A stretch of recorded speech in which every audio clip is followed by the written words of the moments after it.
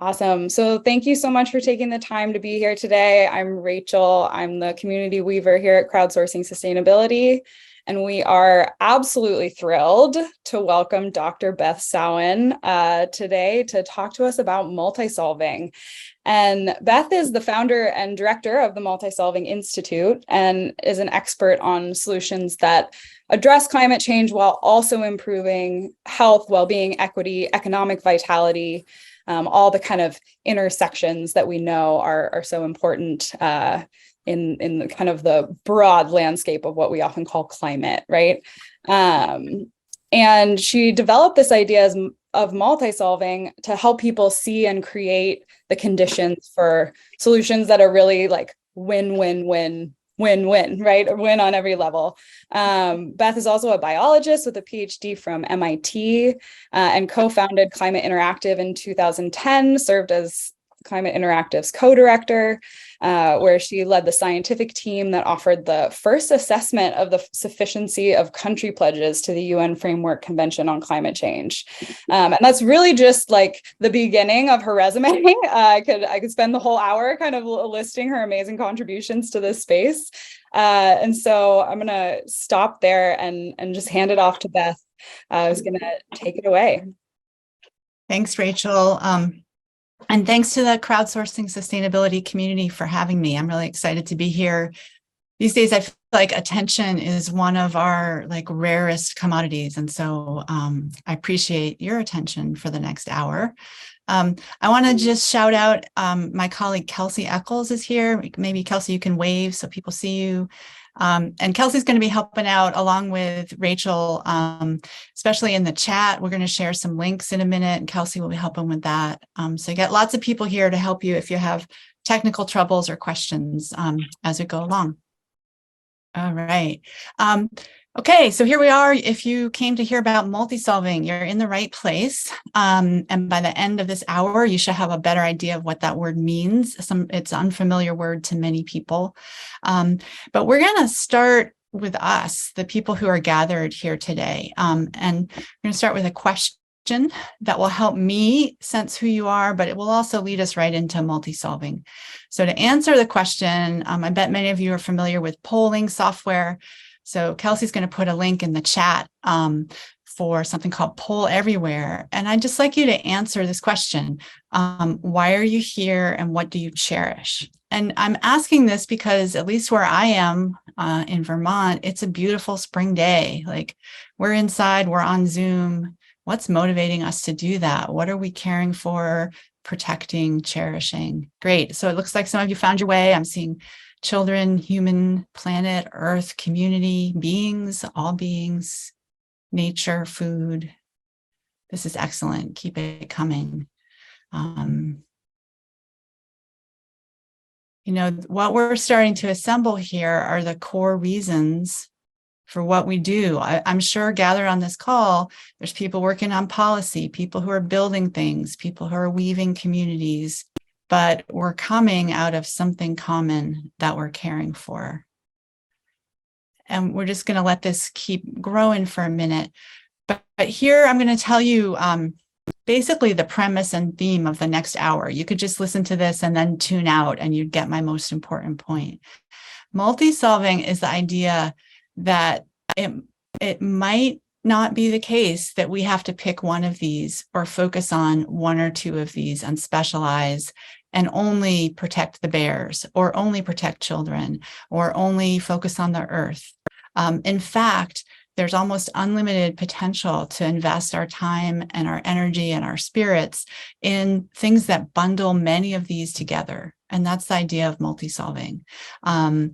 We're going to spend a lot of time talking about what makes that hard, but I want you to just, if you can, hang on to the possibility that instead of picking a couple of these words and focusing on them in isolation, perhaps there's a way of working together that bundles at least many, if not all of these things together into our actions. And what I'd like you to consider and kind of test throughout the hour is the possibility that we might be more effective that way by treating these things as interconnected. So I'll take us back to our slides, and thank you for sharing all that beauty and sincerity. I really feel your heart in that. So multi-solving, I'll give you the definition in a minute, but honestly, it's stories that really convey what multi-solving is. So this is a picture taken from a project we've written a case study about in the UK. It's just called the Walk to School program. And it started in response to a crisis. And the crisis was a decline in the number of children in England who were getting the recommended amount of daily physical activity. So there was a health crisis. The response to that was to bring together the health system, schools, administrators and teachers, parents and kids, and city planners and city officials to reduce as many obstacles as they could to safe routes for children to walk to school. And this turned out to be a huge win for the health. They got, I think it was 40% more children getting that recommended amount of physical activity. And if you know much about public health, you know there's a whole cascade of physical, social, and emotional health of that improves in that situation. But think about what else happened. It eliminated a lot of trips to school in single or two occupancy vehicles. So that's going to reduce greenhouse gas emissions from transportation. It's going to help with air pollution. It helped with traffic congestion at the school pickup and drop-off time. And it saved money for families because every trip taken by car cost people money. So in this case, they actually were able to measure and use some economic measures to put a value on all of those benefits together. And they found that this project was saving across the whole system 6 times more than it costs to do it. So we think of that as multi-solving, one investment, one project that addresses multiple issues or needs at the same time. Here's one more example. This one comes from New Zealand. It's a project called Warm Up New Zealand. And like the first example, it started as a response to a crisis. In this case, it was the 2008-2009 financial crisis. And it was the labor side of the New Zealand government focused on jobs. They were trying to get the construction sector back to work during a slowdown. And so they said, let's try to do home energy efficiency retrofits. And that worked. They got the construction sector moving. It provided good jobs. But somewhere along the line, they had the idea to do a health assessment of the people living in the homes that were getting retrofitted. So they brought in a team from a university who tracked things like how many visits to the emergency department for people in the homes that had been retrofitted versus similar people who hadn't had the retrofit. And they measured also the spending on medication for the people living in those homes. And they found, and this is going to be a theme that you'll hear, when people can measure it for multi-solving, they often find the savings across the whole system are more than the cost of the intervention. So that was the case. Again, the reduced health system costs offset the costs of doing the home energy retrofits.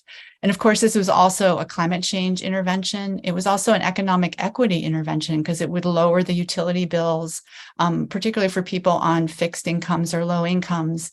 Energy and utilities is a disproportionately high part of their monthly budget. So they had more money left for things like nutritious food, medicine, education, recreation. So those are 2 examples of multi-solving. And Kelsey, if you put our website into the chat, people can find a whole set of case studies like these with a lot more details on these 2 and some more examples. So I hope that gives you kind of a feeling for multi-solving. Here's how we define it: using one investment of time or effort to solve several problems at once in a way that also improves equity. And for us at Multisolving Institute, that's a critical part of the definition. We believe you always leave potential on the table in multi-solving if you aren't also centering equity in your efforts. So here's, I guess, kind of the spirit behind multi-solving. And this is a quote from my mentor, Danella Meadows, who was a systems modeler and systems theorist. And I just love the spirit of this one. She said, "What we are rarely told is that solutions are as interconnected as problems." Right? Everyone thinks of systems thinking and they think, oh, yeah, it means that, there's going to be all these unanticipated side effects of everything we do and problems are going to snowball. Well, that can be true because systems are interconnected.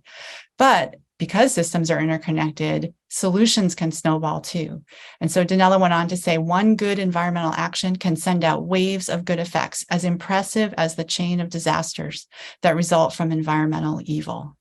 So that's the system's, hope, vision. That's what we're always working toward in multi-solving. There are as many ways to multi-solve as there are people to do it. We've done global scans and find multi-solving everywhere we look, at all scales, across all sectors. So this is incomplete, but kind of a quick run through of some of the most common or prominent categories of multi-solving we see. One is trees and green space, particularly in urban environments.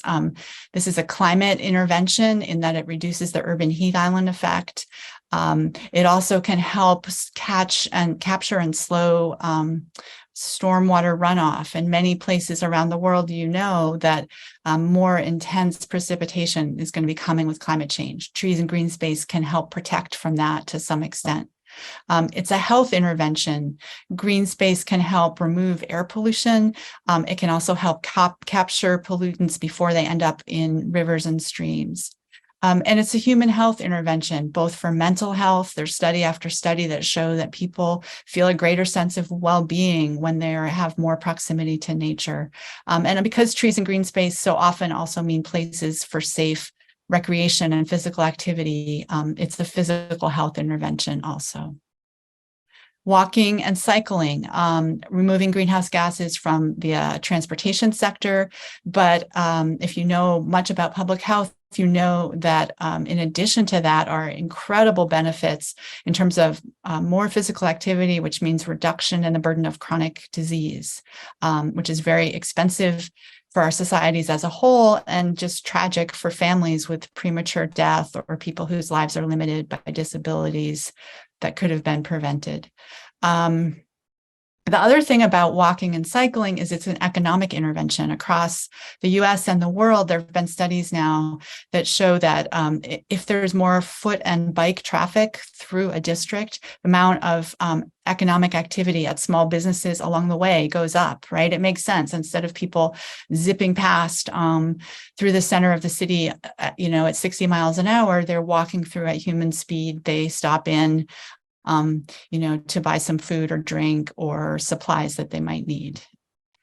Public transportation, again, reducing greenhouse gases from the transportation sector, but at the same time, a really important intervention in terms of economic equity. One of the most important factors studies have shown for people escaping poverty is to have reliable access to transportation. Picture, getting to school, getting to work, getting to healthcare. Transportation is an equalizer that gives everyone those opportunities, whether or not they can afford a vehicle, whether or not they have a driver's license. Renewable energy. In some parts of the world, it increases people's just access to energy. There are places where the electricity grid doesn't reach. It also allows the substitution of harmful polluting fossil fuels like diesel generators, which are expensive to operate and bad for the air quality, indoor and outdoor air quality around them. Renewable energy, obviously, also a huge potential source of good jobs that can't be outsourced. Energy efficiency, and we talked about this with Warm Up New Zealand, reducing emissions from the built environment, providing good jobs, and reducing the spending of people within homes on keeping their homes comfortable. Energy efficiency is also, it's a resilience intervention. Think about a home that needs to withstand a power outage of, possibly days as a result of a climate disaster. Homes are going to stay warm longer in cold places and cool longer in warm places if they're well insulated and energy efficient, so they can ride out those shocks of climate change a little bit longer. And then we also talked about some of the health benefits of living in higher quality, cozy, tight housing. So I'm sure you can think of more, and actually in a minute, we'll have an opportunity to kind of brainstorm. But here I have another quote to offer you first. from President Eisenhower. And this sums up the spirit of multi-solving pretty well. He said, whenever I run into a problem I can't solve, I always make it bigger. I can never solve it by trying to make it smaller. But if I make it big enough, I can begin to see the outlines of a solution. And I bet some of you have felt that way, but it's kind of a countercultural way, right? Most of us in our training, through the educational system, like we're taught to break problems down into smaller and smaller pieces. And for some types of problems, that's a good solution. But for others, things actually get easier to solve when we bundle them together. And a little bit later in the hour, we'll talk about why that is. But for now, I want to go back to Poll Everywhere. So same link should work for you again. But now we're going to just have a chance to think about the work that you do. Might be your paid work. It might be a volunteer work. It might be just something you're really excited about and want to do someday. Just what are some examples of multi-solving in your world? And if you could also use a few words to say what problems are being bundled together in that example, that would be great. So I'm going to take us back and we'll advance our poll. So just type in, urban orchard, and then say something like food security, jobs, health, whatever you think is being improved by that example. Community fridges, food waste, and food security. And of course, because food itself has a big climate footprint, reducing food waste is a climate solution too. Mobility, traffic, and pedestrian safety, air quality. Yeah, those come together in a very nice package. Sustainable local agriculture and food equity, financial sustainability of companies, and curtailing climate impact. Yeah, companies can can reduce their operating costs a lot if they can become more energy efficient. It's a great example of multi-solving. Urban tree canopy, cooling, storm resilience, economic opportunity, health. I'll name that one. Urban tree canopy is also, at least in the US, a racial equity opportunity. You may have seen many of the studies that show that the urban tree canopy is the most needed in places that have historically been redlined. So places where African-American people in the United States were kind of forced to make their neighborhoods have the least investment in green space and tree canopy. Green infrastructure, storm control, health, cooling, carbon sequestration. 4-day work week, we love that one. Is definitely good for well-being and good for energy footprint as well. Blue roofs, stormwater management, water efficiency. I want to know more about that if that's different from green roofs, but maybe we can talk about that at the end of this. All right, I can tell you guys could keep going for a long time. I'm going to keep us moving, but thank you so much and keep them coming because we collect all of these. All right, so 4 reasons, we talk about 4 reasons to multi-solve, and there may well be more, but these are at least 4 important ones. The first one is for justice and equity. I think it's fair to say no matter where in the world you are, our societies have equity problems. Sometimes they are on different dimensions of equity. Could be economic equity, racial equity, gender equity, equity for religious minorities, for people's sexual orientation, etc. We live in societies that don't work for everyone. And the fact that to address climate change, we need to change almost everything is, to my mind, a massive opportunity for equity. If our prior economic and energy systems left some people out and left the burdens like pollution concentrated in some places, we get a chance to do that differently. But it won't happen by accident. It will have to happen by design and by really working for it. And so multi-solving is a way to turn the crisis that we're in of having to address climate change into an opportunity to make a world that is more just and equitable and works for everyone. The second reason, frankly, is just to win. We're up against some of the most powerful industries in the history of human civilization. If you think of the fossil fuel industry and its trillions of dollars of resources. And so here's why multi-solving is a big factor in that, really that fight against vested interests. This is an example from the public health scholar Paul Epstein. It's a few years old now, but his team looked at the costs of coal in the United States. And they divided it up into these categories. So each category represents some billions of dollars per year. And that dark wedge there that says climate impacts, I mean, you heard Rachel's introduction of me, how I used to work at the UN on climate change. Like, my work was focused only on that wedge of the pie. And it's not even the biggest wedge of pie in terms of what coal costs us in the United States. Look how much of that is health, public health in Appalachia, air pollution. Yet, how does this generally get treated? And this is changing a bit, but is still a problem, right? Air pollution, well, that's for what? The medical system to work on, or clean air advocates. That's not the same fight as climate change. At least that's not how it's been framed until pretty recently. And you can imagine the vested interests are really happy to have us tackling these problems from different disciplines and different organizations in different arms of government, because then we're fractured and we're weaker than understanding that actually many of our problems have a common solution. So that's the second one. By seeing that many of our problems have a common solution, there's a chance for us to align budgets and organizational priorities and voters, and to be more powerful than any of us could be alone. The third reason is to unite the needs of people today and the needs of the future. A lot of times we're given a false, I think we're given a really a false choice, right? Like, oh, we have to sacrifice today in order to protect the future, or we can't take care of the future because we need so much today. Multi-solving says, well, maybe eventually we might face a tough choice like that, but only after we've exhausted every single option that improves things for people today and protects the climate for the future. And so, here's a classic example of what I mean.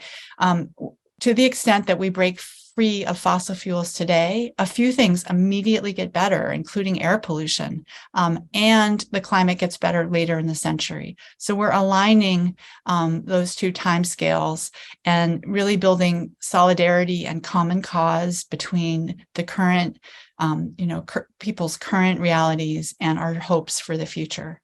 So that's number 3, aligning timescales.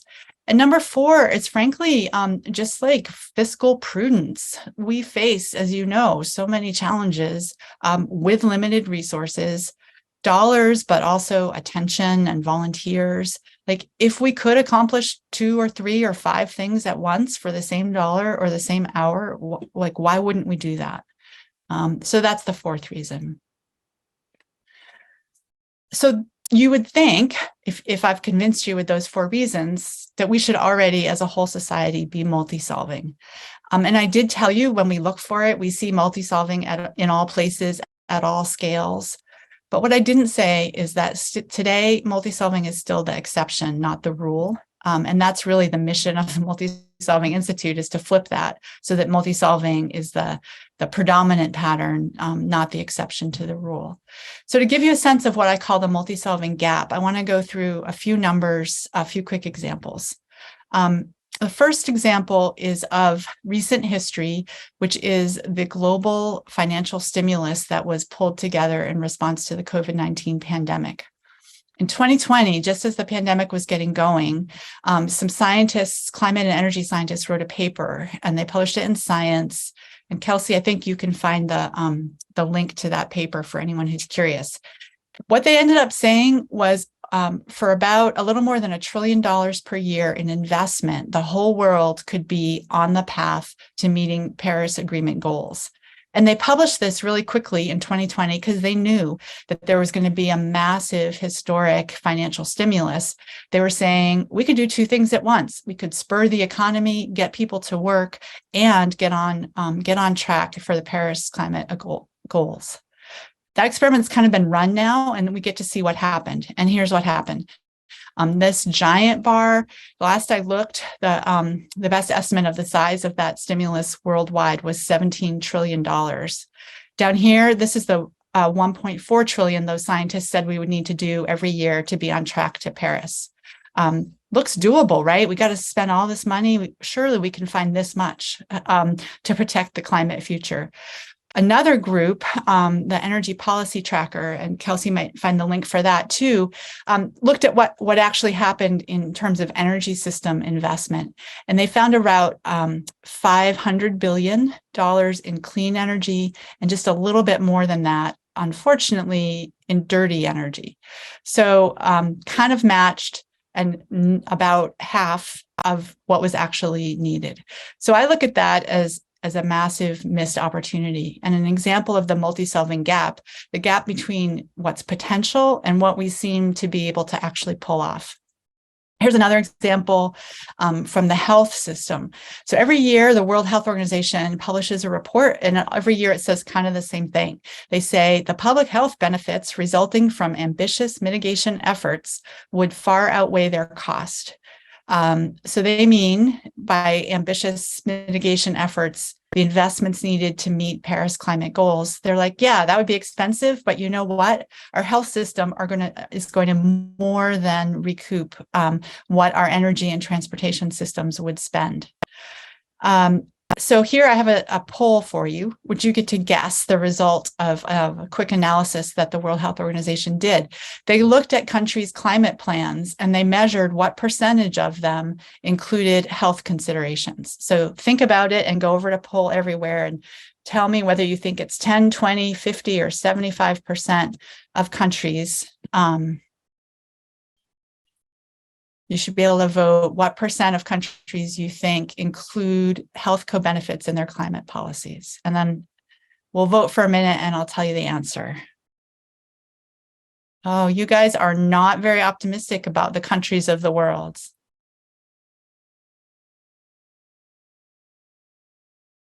I see a lot of 10%, some 20. Few people think maybe half the countries do this. All right, let's see what the World Health Organization's estimate is. They say 1 in 5, so 20% of countries have reached the point, and this was in 2021, maybe it's gone up a bit, but roughly 20% of countries analyzing health co-benefits in their climate policies. So y'all's cynicism was deserved. Countries are struggling to line up the costs and benefits and act like a whole system. They're acting like fractured silos. So why is there this multi-solving gap? We've identified from talking to multi-solvers and studying their work, a whole bunch of barriers. And I have a feeling some of these will be familiar to any of you who've tried to work in any of these sectors we've named, like greening cities or energy efficiency, what have you. So I'm going to go through these obstacles a little bit tongue-in-cheek, but picture it, as the hero's journey. Like you're reading The Lord of the Rings, and our brave multi-solvers have to get from where they start to achieving multi-solving, and they have to face a lot of obstacles to do that. So the first one that I talk about are the mountains of disciplinarity that they need to climb. So that's, some of us are trained as physicians, and some of us are trained as energy economists, and some of us are trained as politicians. And we get our degrees from different departments. We have a whole different language. It's just even difficult to talk with each other if we even know each other. That's the first obstacle. The next one I think of as the swamp of budgetary silos. Think about what the World Health Organization is saying. Imagine you're a country and you're trying to tap into this potential the World Health Organization named. So most of your costs are going to fall on the energy ministry and maybe the transportation ministry. The health ministry is going to get kind of a free win. Like if those other two ministries get a country off of fossil fuels, big improvements in health, extra funding to do cool things. But what country, has the energy minister benefiting in, say, her career progression because she saved money for the health system? They're not involved in each other's decisions or incentives. So that's the swamp of budgetary silos. Then there's the jurisdictional river. You got to somehow figure out how to get across. Kelsey and I were talking about a great example of this recently. When you think about urban flooding, lots of times the cheapest, most effective way to reduce downstream flooding from big rain events is to increase the water sponge, the wetlands, the capacity of the upstream reaches of a watershed to hold water and slow its release. That can prevent big floods, lots of damage downstream. But often the resources are in the urban areas where they might actually be able to fund some wetland restoration. But, what urban area actually has jurisdictional control over the upper reaches of a watershed? So that might be a whole different municipality, a whole different set of agencies. So without some partnerships, without some matchmaking, the jurisdictional boundaries often get in the way of multi-solving. Then you got to make your way through the forest of inequity. I mentioned in passing that you don't have to scratch the surface of tree canopy in cities to be faced with this brutal practice in the United States of redlining and what that's left behind in the built environment. But it takes, on the part of privileged people, who weren't directly impacted by redlining and who think of themselves as like, wait, I'm a botanist, I know what trees to plant, but no one ever really helped me know how to have courageous, effective conversations about equity. So multi-solving can get bogged down if people aren't supported in facing the historic and ongoing inequities of societies. Then there's just the unfamiliarity, the desert of unfamiliarity, like, we're just not used to working in this way. People may have a lot of content knowledge, but knowing how to reach across all of these barriers and silos isn't something you necessarily learn how to do in your training coming up in any of these relevant fields. And then the last one, if you get through all of those other obstacles, there's the quagmire of disjointed timescales. So that's a funny one. What do I mean by that? I kind of glossed over something, and I think the World Health Organization does too, when talking about how the health benefits of getting off of fossil fuels pay for the costs. It's kind of true, but the fact that a lot of people are not going to have asthma or are not going to face premature birth or dementia from air pollution sometime in the future, like those asthma cases that won't happen but could have, they don't give you more money in your municipal accounts today to actually do anything about it. You can't, there's not money to spend from asthma that hasn't happened yet, right? It doesn't help pay for a solar panel. So there are really exciting opportunities and ideas about how to get through this particular obstacle. If we had more time, we could talk about things like social impact bonds and ways to structure investment instruments to get over this particular obstacle. But I think it's a really big one. If you take all those obstacles together, you get this sentence, which is a long sentence. You have to think about a lot of the words in it. But another tip of the hat to Donella Meadows. And Ryan and Rachel were saying your community folks are interested in systems thinking. So I'd point you to Donella Meadows. And I think, Kelsey, I might have given you a link where folks could look for her book called Thinking in Systems, which is one of the best ways to learn about systems thinking. Anyway, Donella said way back in 1982, the world is a complex, interconnected, finite, ecological, social, psychological, economic system, right? That's a big mouthful. But the important thing is complex, interconnected, and finite.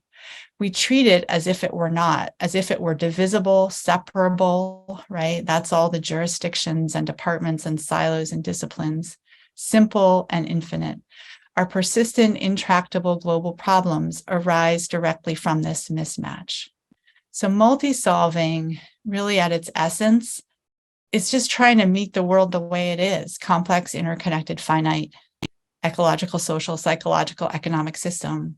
Is to say, our human minds might find it easier to look at things in parts, but we're in a reality that is interconnected. It's a single whole, and we're going to have a lot better luck if we start working together that way. I think about multi-solving really as working with wholeness. I'm working on a book about multi-solving, and the subtitle of it is Working with Wholeness in a Fractured World. And I think of multi-solving as repairing some of the fractures that empire and white supremacy and patriarchy and economic extraction, environmental extraction have created in our worlds. Every multi-solving project is like a little tiny suture on some of those breakages. So how do you work with wholeness? Well, part of the Multisolving Institute's mission is to offer more and more tools to help people do that. This is one tool that we call Flower, that we don't at all have time to get into today. But it's a good system for thinking about 8 of the most common benefits that can be bundled together.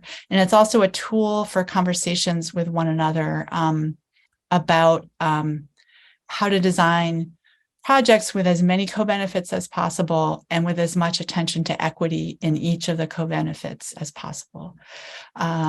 And another day, or if y'all ever want to have Multisolving Institute back again into your community, we could easily spend a whole hour just on Flower. Multisolving, sometimes we say, and this is a phrase that's actually borrowed from Nathaniel Smith at Partnership for Southern Equity. Nathaniel is well known for saying equity is a way and not a what. And we've borrowed from that because we think multi-solving is the same. It's a way of doing things, not a particular what. And when people ask us, like, how do you know it when you see it? We point to that way, I guess, being made up of 4 things. And over here on this side is sort of like the most intentional effort toward those 4 things. And on this side is the least effort. So the more your work is over on this side of the diagram, the more you're likely multi-solving. So those 4 ways of working, first one is pretty obvious. It's crossing silos. It's just how many departments, disciplines, jurisdictions can we involve? The second one is multidimensional flows. So many projects are organized kind of top down, right? Like all the money comes from one organization and all the direction and leadership. That's not multi-solving. Multi-solving treats the world as this very complex web. And so money and ideas and leadership is flowing in all directions, not, sometimes from the community on up to national organizations, sometimes from young people to their elders and vice versa. Equity centering, I think I've been emphasizing that a lot. What we often see, at least in the US, as equity becomes, again, an important conversation in our whole society, lots of talk about equity, but we pay more attention to, even if it costs more money, even if it takes time and slows down your effort, are you still focused on equity, even if it's going to cost more, even if it might slow you down? And then the last one is solidarity, which you can think of as showing up for each other. So we're not talking about superficial collaborations, that are there just long enough to get across the election and get the votes out. We're talking about showing up for each other's issues. If I'm a climate activist, I don't just say, yeah, asthma is going to get better. Like, I actually am invested in your kid who has asthma breathing easier. Like, it's important to me. That's what we mean by solidarity. Rachel, I think it was, told me that you all like to make sure you have a call to action and something practical to do from these seminars. So I want to offer you at least 3 questions that I think you can apply in almost any work that you do. And we are going to share these slides, so you can have these don't worry too much about notes, I guess. The first one is, how might solving my problem help someone else solve theirs? So if my problem, what keeps me up at night, is greenhouse gas pollution, what else might get better if I had success at that? If you can answer that question, you have some potential multi-solving partners. The second question is, what would need to be true for the benefits of this work to be equitably shared? The benefits could be really anything, right? It doesn't matter. This is a multi-purpose, multi-situational question. For the benefits to be equitably shared, and if I had more space on the slide, I probably should have also written for the burdens to be equitably shared, because we have a big problem in many of our systems where the burdens are disproportionately falling on one group or of people or another. So sharing these benefits equitably doesn't happen by accident. It happens by design, and designing for it starts with just the consciousness to ask this question. And the last question I'd offer you is, who else needs to be involved?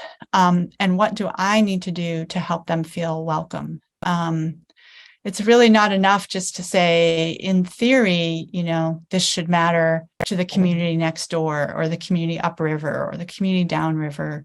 There are these historic fractures and ongoing fractures in our society.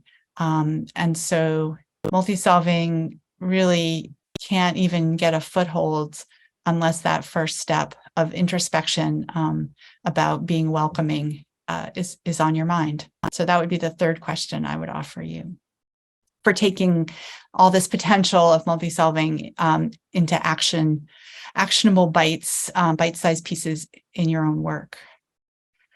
We're going to do just a couple more polls, and then I'm hoping, it looks like we'll have 10 or 15 minutes for more conversation and questions. So I think it would be interesting. We're going to go back to another one of those word clouds that we started with. Oh, sorry for that typo there. What are some questions toward multi-solving? So, losing it, guys. What are some actions toward multi-solving you could take in the next month? Where could you work toward wholeness? So I'm going to go back to the poll. Go to the next one. And this will work best if you try to be kind of terse, a few words, not a whole sentence. These don't have to be huge. It could be learn something. It could be set up a coffee with somebody who you don't know very well. Talk. Yeah, I said once, and I was kind of flippant about it with someone, but I said that the cup of coffee is the most universal multi-solving tool. So I like seeing talk. Enroads. Yeah, I'm interested to see that. That's the good old climate interactive simulation of climate change, I'm guessing you mean, which does have a lot of hooks to talk about multi-solving. Intersectionality, present, share ideas. What I'm getting and liking is just the sense of connecting and learning and openness to others, which I think are some of the most important ingredients of multi-solving.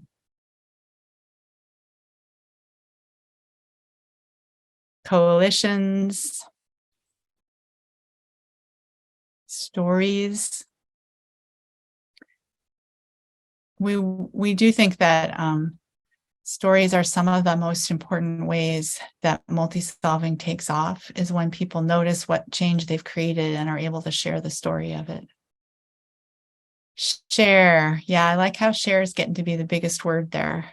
That seems right. Thank you. We're getting very close to the end of my slides. We have two more questions for you all, and then we can open it up. Ryan, Rachel, and I talked about the possibility of more joint presentations between Crowdsourcing Sustainability and Multisolving Institute. And so we would love to know, back in the poll, if there's appetite for that. People are busy, and it's really okay if this was great and this was enough. But there, you're getting the idea. Just honestly let us know. And then we'll have one last poll in a second. If you said yes, or maybe you could tell us if there's anything you are especially interested in learning more about. This is also a good opportunity as folks are continuing to give us your feedback on this poll to put any questions that you have into the chat or just kind of gather them as we get ready to move into more Q&A and discussion. Yeah, great reminder, Rachel. Thanks. Okay, so the last one, and thank you for your answers there. You can also follow up by email if something occurs to you later. Kelsey will tell you how to email us, and I know you know how to find Ryan and Rachel, but like if there's a specific thing, you want actionable tools, you want more theory, you want more numbers, feel free to type any ideas in here. All right, we love flower. Complex siloed organizations, yes. Actionable tools.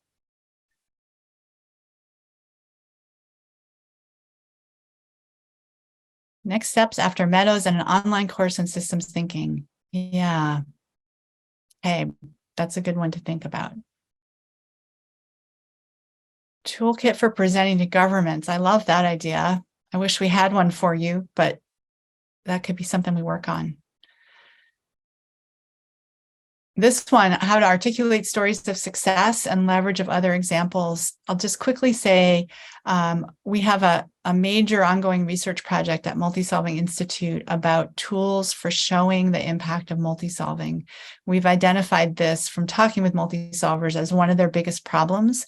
They create so much change in so many directions on so many timescales. It's very hard to get your arms around it. So we have a little team of social scientists and evaluators working on that, and hope to have more to say before too much longer. Motivation, breaking down silos, how to start from nothing. Yeah, these are great. Thank you. Well, you can keep, I think that I'll keep the poll open and you can keep adding if you have other thoughts, but I'm also going to stop sharing my screen and we can go more to questions. Yeah, so feel free to, raise your hand under the little reactions tab at the bottom. Feel free to put your questions in the chat. If you're feeling inspired and want to just go ahead and unmute yourself and ask Beth a question, we'd love to get a little discussion going here. I'll jump in and say Gil had a question earlier in the chat that asked, what did Danella say about shifting siloed organizations to shift the mismatch? So I don't know, Gil, if you want to elaborate on that question, or Beth, if you've got an answer for some of the teachings that Danella had shared with you. Well, thanks, Kelsey, for raising that. It's really about the on-the-ground practicality of this. I mean, imagine working with the city government, which has got departments and budget cycles and all sorts of ways they do things. Beth, what have you found to be effective at actually getting that kind of organization to embrace a multi-solving perspective and put this to work? Because I'm as I listen, what you say is completely persuasive, but the how to get it done in an organization designed not to seems very challenging. So I'm curious to know what your experience has been and your advice has been on that. Yeah. I actually have learned that one of the biggest accelerators, I don't know what quite the right word for multi-solving is, actually frustration. Frustration, two things. So frustration, like people cannot get the results they want within the silos of their job descriptions, their elected office, whatever it is. And I think that, like, talk about renewable resources, that frustration I sense is so huge. And so you're reaching out across an aisle. If you can think about that not as burdening someone's time, but as actually helping, giving them the possibility to alleviate their own frustration, I think that's actually what it is. The second one I would say is it's a version of frustration. So many people in this world are I don't think this is an over-exaggeration to use the word pain. They're living with the pain of holding values as a human being within systems that don't allow them to operate under those values. That might, one example I heard from somebody once was someone who was working for an environmental protection agency, government agency. He's a scientist, and he measured the level of some contaminant in a pile of dirt in like a playground in an urban neighborhood where kids were playing.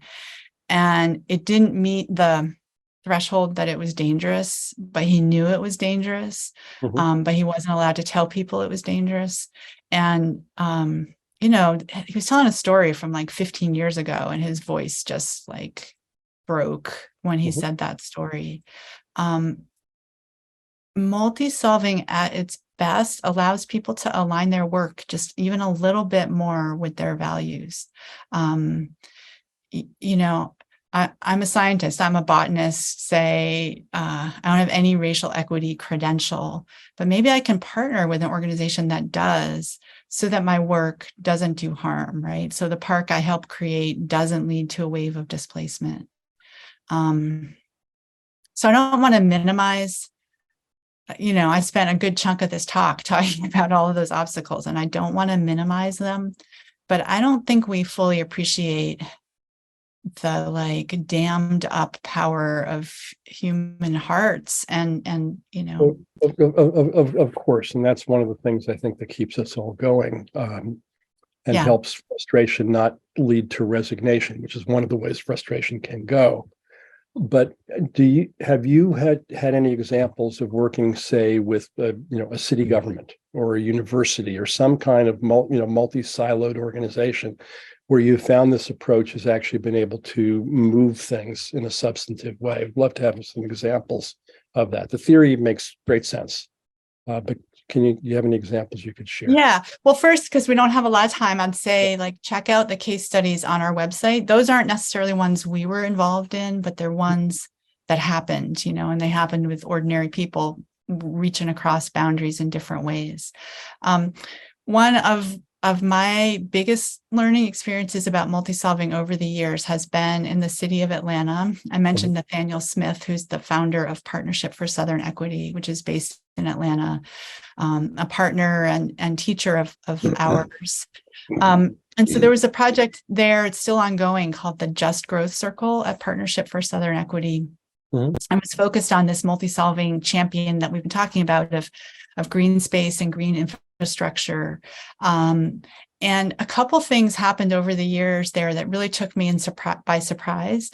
One was a set of values that were consensus value statements of a group of people that included city government, racial equity advocates, conservation advocates. They had a pretty radical set of values that included things like residents should have the say in what infrastructure happens in their community. And we watched that set of values actually get embedded in the city's green infrastructure plan. And I don't want to imply that it was like a magic wand or that there's now no struggles toward equity and green infrastructure in Atlanta. But it showed an example of how bringing people together across these different sectors kind of led to this surprising insertion of something into policy that happened just very smoothly and unobtrusively. The second thing that happened connected to that work was that when the watershed department in Atlanta came time to they do a periodic revision of their capital improvement plan. And they ended up inserting basically a racial equity screen on how that capital improvement plan was going to get deployed. So something that was hundreds of millions of dollars that we could kind of trace some of the influences on to the Just Growth Circle. Cool. I will say, and maybe then we should move to another question, but we talked about this challenge of evaluation, of showing what's changing. When you start working in this multi-solving way, you should probably accept that you're never going to single-handedly claim credit for anything. Like many things were happening in Atlanta at the same time. Many things were happening nationally.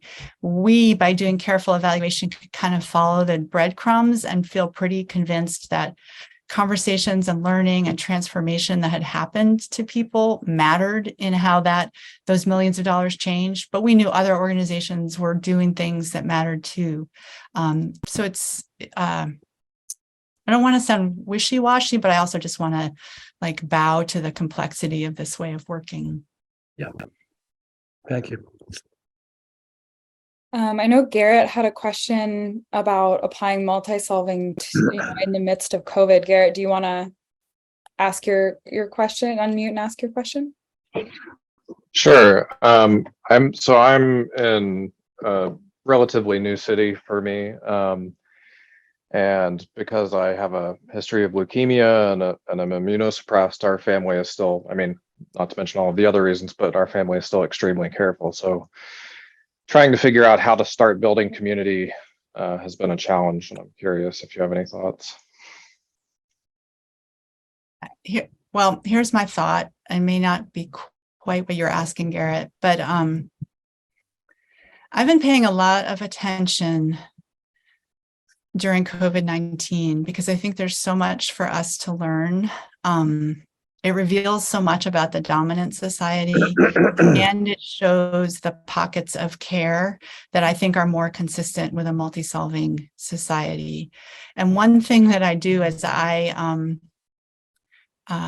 like look at events on social media is I notice what places do I actually see a predominant number of people wearing masks now in 2023 as just a little marker of care for one another is how I interpret it.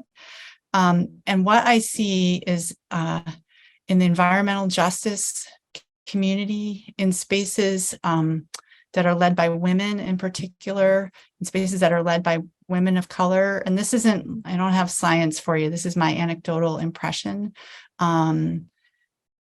I see a lot of like dealing with the pandemic in a way that comes out of this ethic of being responsible for and to one another. And in a lot of the like more siloed mainstream climate spaces, I'm pretty shocked at how little of that I see. I haven't gone to a UN climate meeting for a couple years, partly, well, for many reasons, but I was pretty shocked that, you know, we bring people together across the world, across all kinds of differences, and yet the climate space didn't seem to have that ethic of care. So I don't know what to offer for your personal situation, Garrett, except just big empathy. But I guess for those of us who do have those spaces that have that ethic of care, to know how special they are and how rare, and to invest in them, you know, I guess that's what I'm trying to do in my own little ways. Thanks. And I know we're at time, so thanks everyone for your attention and good questions. And I hope we can continue this in different ways. Yeah, absolutely. Thank you so much, everyone, for taking the time to be here. Like Beth said at the beginning, our attention is a really precious resource, and there's a lot of places to be both on and off the internet. And so thanks for taking this hour with us. And Beth, thank you so much for your time and sharing your expertise and wisdom with us. It's really deeply inspiring. And I also hope that there's more to come in the future. Great. Thanks, everyone. Yeah. Have a good day, everyone. Onward. Thank you. Thank Thanks, you. Beth. Thanks all.